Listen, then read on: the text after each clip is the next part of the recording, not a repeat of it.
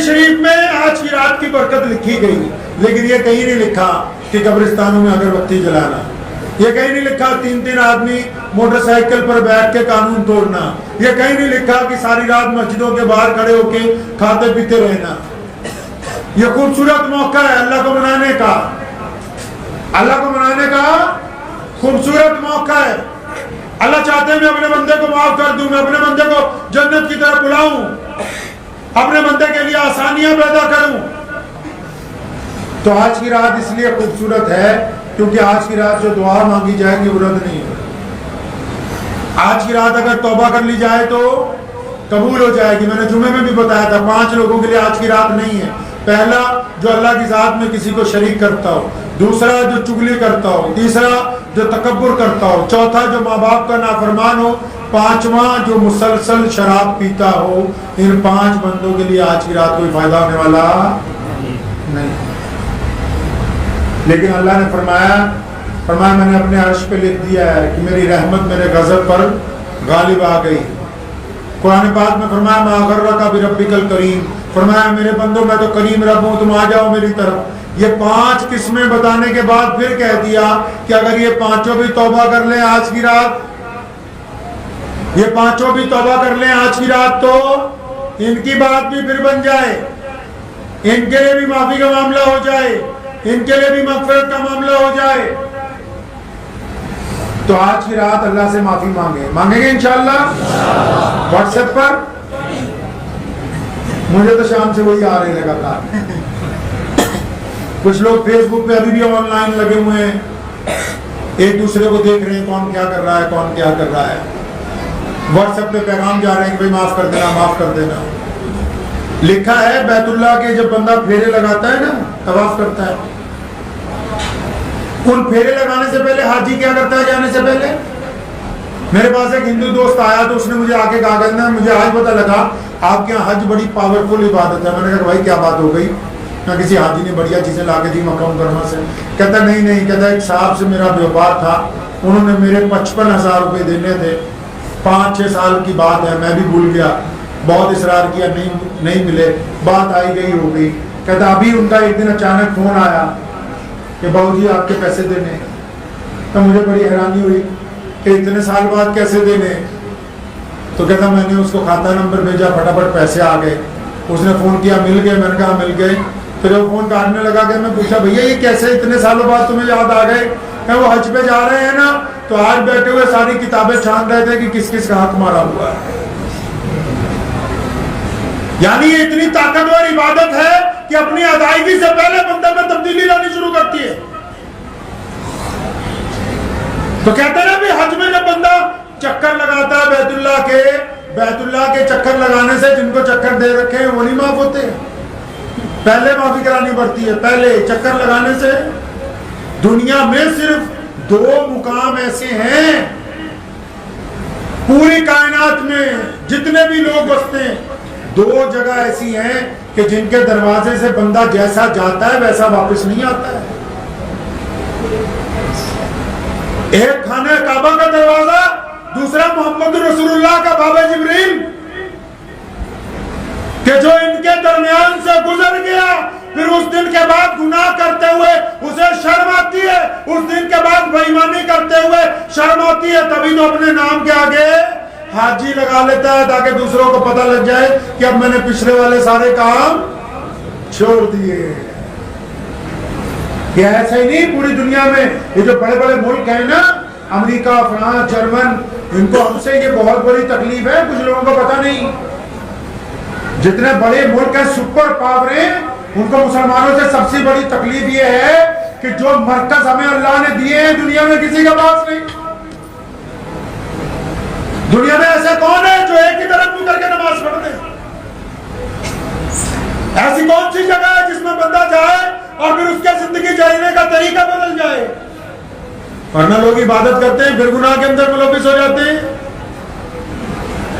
تو بات میں شب برات کی کر رہا تھا، اب جو آن لائن سن رہے ہیں وہ بھی سن لیں کہ جو مسجدوں میں جا رہے ہو بڑھیا کرتا پجامہ پہن کے عطر لگا کے، اگر ماں باپ کے عطر نہیں لگا کے آئے ہو پھر مسجد تک آنے کا تمہیں کوئی فائدہ ہونے والا نہیں ہے۔ مطلب ماں باپ کو اگر تکلیف پہنچا کے آئے، کئی لوگوں کے ماں باپ مر جاتے قبر پہ روتے رہتے ہیں، جب زندہ تھے تب تو پوچھ لیتے ہیں، مرنے کے بعد تو دشمن کی آنکھوں میں بھی آنسو ہم نے دیکھے، مرنے کے بعد تو سارے روتے ہیں، مزہ تو تب ہے کہ زندوں کو سنبھال لے بندہ۔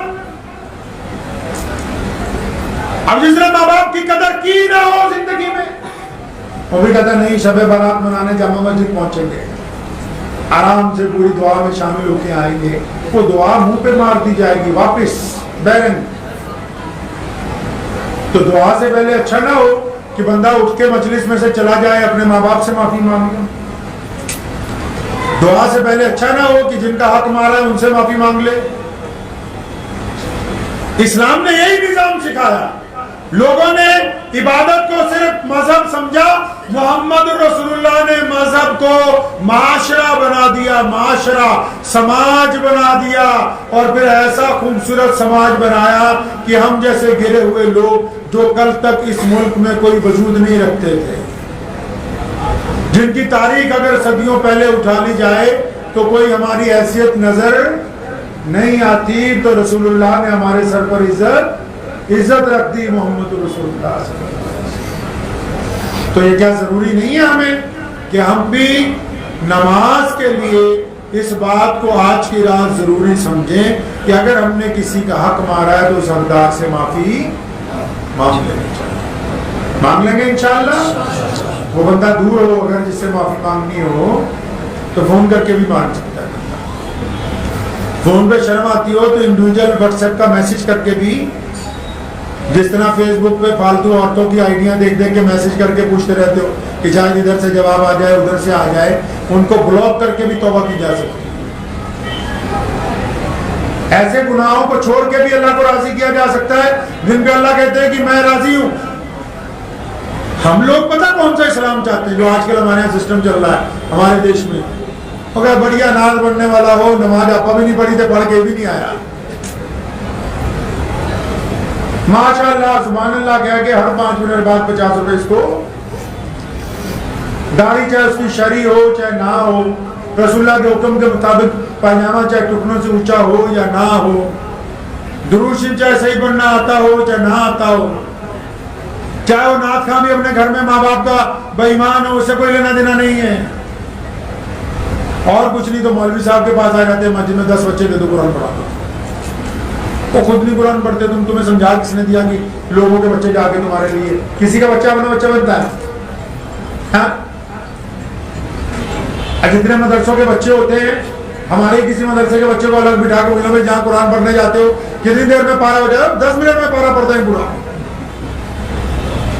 ادھر سے شروع کرنا ہے، ہمیں پتا ہے۔ یہ جتنے تم نے ڈھکوسلے تیار کیے ہیں نا، جن کو بلاتے ہو اگلوں کو بھی پتا ہے کہ بس اندر چودھری صاحب دی بیگم دیگ بنا رہی ہے، ملا دیدہ ختم شریف، بکرے چھترے حجم شریف، ملا جی تشریف لے آئے، چوڑے ہو کے بہ گئے نے، آج ختم تو آیا جانا ہے، گھر بابے ہو رہی کہہ گئے نے۔ اسلام کو کہاں سے آپ کہاں لے گئے، اندازہ لگائیں۔ رسول اللہ نے تو آپ کو عزت دار بنایا، معاشرہ یہ چاہتا ہے، غیر مسلم یہ چاہتے ہیں کہ ہم کسی اچھے مسلمان سے ملیں، اور یہ کہتے ہیں نہیں ہم تو بس 50 روپے والے ہیں، مسجد میں دے آئیں گے تو بس ہماری مسلمانی پوری ہو گئی۔ اسلام اگر دولت سے بکنے لگتا تو دنیا کے سارے رئیس آج شیخ الحدیث بن کر بیٹھ جاتے ہیں۔ اسلام کو اگر پیسوں سے خریدا جا سکتا تو دنیا کے سارے چودھری کہتے کہ ہمیں ہمارے نام کے آگے شاہی امام لگا دو، ہم ہی بن جائیں گے، بس ہم ہی سر پر ٹوپی لگا لیتے ہیں۔ مسلمان بننا آسان نہیں ہے، بے ایمانی چھوڑنی پڑتی ہے۔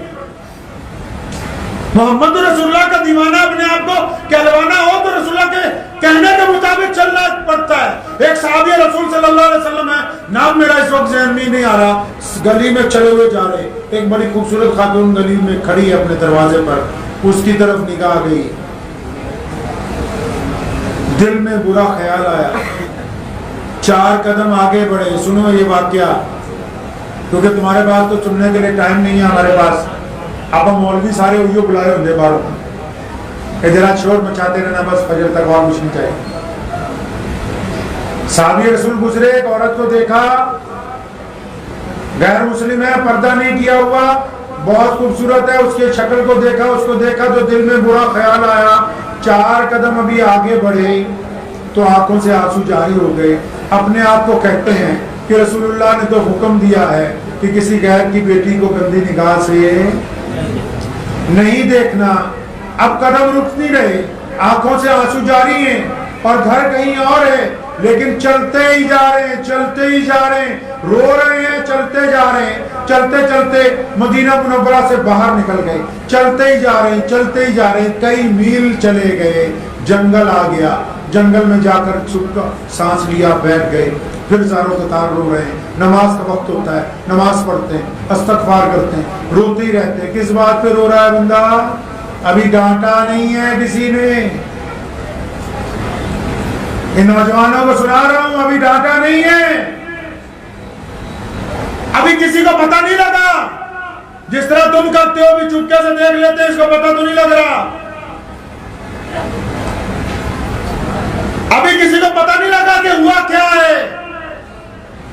بس غیر محرم میں نگاہ پڑی، دل میں برا خیال آیا، فوراً ہی رسول اللہ صلی اللہ علیہ وسلم کی بات یاد آ گئی. زاروں قطار روتے ہوئے مدینہ چھٹ گیا. جنگل میں پہنچ گئے، نماز پڑھتے ہیں، روتے رہتے ہیں، نماز پڑھتے ہیں. وہیں جنگل میں سے گھاس کھا رہے ہیں، جنگل کا کوئی پھل کھا رہے ہیں، وہیں ہے. تو جب 1 2 3 4 ہفتے گزر گئے، رسول اللہ صلی اللہ علیہ وسلم نے صحابہ سے پوچھا کہ وہ فلاں ہمارا عاشق نظر نہیں آ رہا، کہاں ہے بھائی؟ تلاش شروع ہوئی تو ایک گڈریے نے بتایا کہ وہ فلاں جنگل میں نے دیکھا ہے، وہ مجنونوں کی طرح پھرتا ہے آج کل، سارا دن روتا رہتا ہے، ساری رات روتی رہتا ہے. کیا ہو گیا بھائی؟ کہ بس رسول اللہ نے کہا تھا غیر کی عورت کی طرف نہیں دیکھنا. 2 صحابہ کو بھیجا، جاؤ ڈھونڈ کے لاؤ. وہ صحابی جنگل میں پہنچے، دور سے اپنے ساتھیوں کو دیکھا تو پہچان گئے. اب دل کیا کہہ رہا ہے کہ اب چوری پکڑی گئی، دربار نبوت سے سمن آ گئے، لگتا ہے آج وہاں خبر پہنچ گئی کہ میں نے تو حضور صلی اللہ علیہ وسلم کی حکم عدولی کی ہے.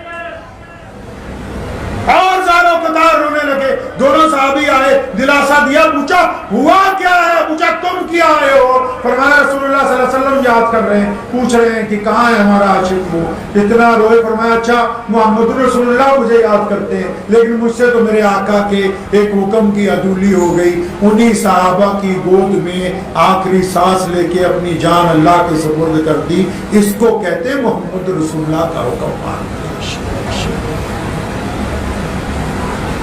ایسے رسول اللہ صلی اللہ علیہ وسلم سے عشق کیا جاتا ہے. جنادہ عشق صادق ہے وہ قد فریاد کرتے ہیں، لبات مور خاموشی ہے، دلاچ یاد کرتے ہیں. مجھے امید ہے کہ آپ کو یہ ویڈیو پسند آئی ہوگی. اگر پسند آئی ہو تو یہ آپ اپنے دوستوں کے ساتھ شیئر کریں اور اس چینل کو سبسکرائب ضرور کریں.